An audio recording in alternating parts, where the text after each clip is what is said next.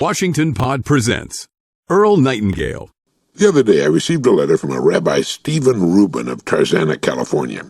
With his letter were two talks he had delivered to his congregation. One of them was titled, "You Already Know the Secret." In his letter to me, he says, "The talk entitled You Already Know the Secret was in many ways inspired by your own messages, and I'm sure you'll recognize many of the quotations that you've used in the past." And in his talk to his congregation, the rabbi says, "Yes, I did discover the secret of success, and it led me to explore the thoughts of authors, poets, philosophers, prophets, sages, and a host of teachers of our time and ages past to discover what each of them believed about the secret of success.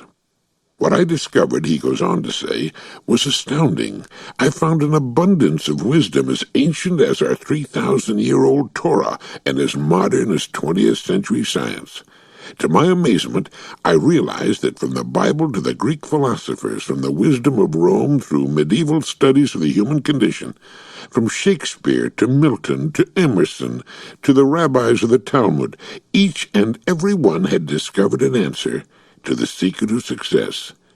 But the most astounding discovery of all was the realization that all of them, in their own languages and in their own way, discovered the exact same secret.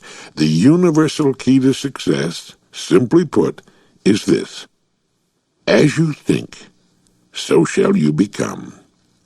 As you think, so shall you become." So we have the secret. We become what we think about. Now what? Well, here's the best part of all. Here's where your own original DNA helix comes into the picture. You're an original whether you think you are or not. You're an original whether you like the idea or not.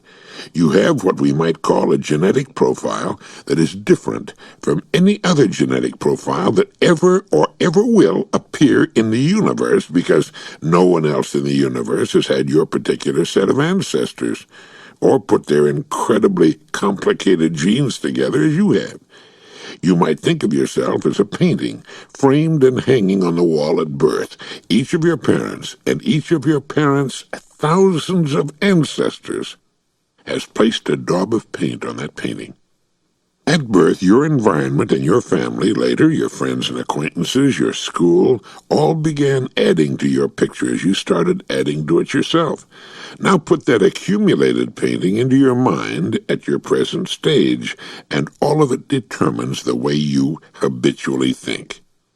Now, what you can do and what you want are different from what I can do and what I want, and different in some ways from what everyone else on the planet can do and wants. That's what keeps everybody from wanting and doing the same thing.